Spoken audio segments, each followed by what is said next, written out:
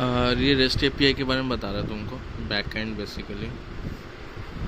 तो एपीआई क्या होता है ना, कोई भी हम लोग यूआरएल लिखते हैं https:// let's say local host :8080, ठीक है। ये तो होस्ट एड्रेस हो गया। अब इसके बाद जो स्लैश आता है ना, वो होता है रूट, ठीक है, मेन। यहाँ ये बेसिकली पाथ बनाता है, राउट का या पाथ का।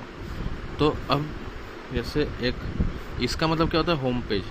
तो जो भी होम पेज होता है ना कोई भी वेबसाइट का, वो होता है दिस जो वेबसाइट है, फिर स्लैश। इसको URI बोलते हैं, URI एड्रेस।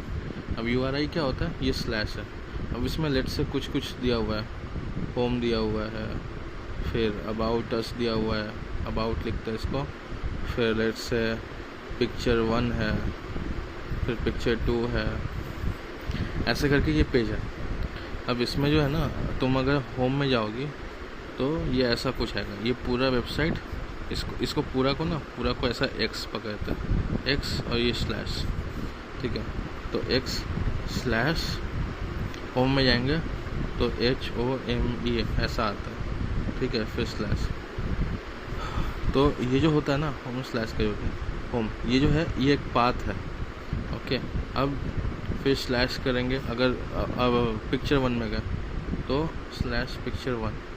अब लेट से पिक्चर 1 में गए तो पिक्चर 1 में जाने से एक नया लिंक खोला, ठीक है, जिसमें टेक्स्ट 1 है, टेक्स्ट 2 है और बटन है, बटन 1, ठीक है।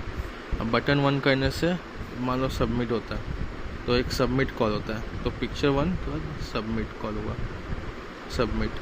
तो ऐसे ये पाथ बनता है, एक टाइप का ट्री टाइप का है कि ये इसका रूट है, फिर उसके बाद एक, फिर उसके बाद एक, ऐसा आता जाता है।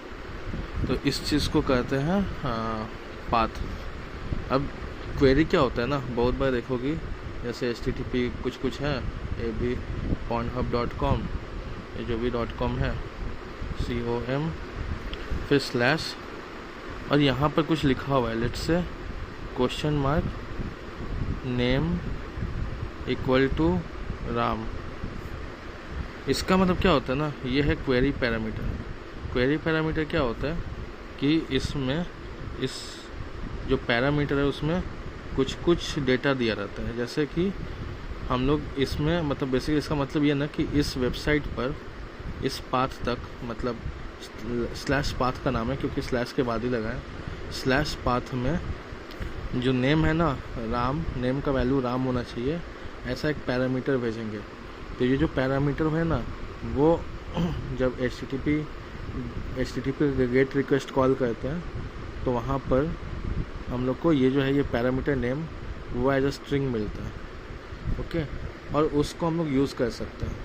और जब ऐसे ये करके इसको पार्स करते हैं ना, जैसा कोड में लिखा हुआ है देखना, तो वो नेम मिलेगा, उस नेम को हम लोग यूज़ करके अपना काम करवा सकते हैं, मतलब उसको एज अ वेरिएबल यूज़ कर सकते हैं, एज अ डेटा यूज़ कर सकते हैं। तो वही है, name is equal to Ram. अब यहाँ पर कभी कभी एंड लगता है, and class is equal to 4, ऐसे करके गेट मेथड ले सकते हैं। पोस्ट में क्या होता है, ये सब चीज़ यहाँ नहीं होता, ये सब चीज़ मैसेज बॉडी के अंदर होता है।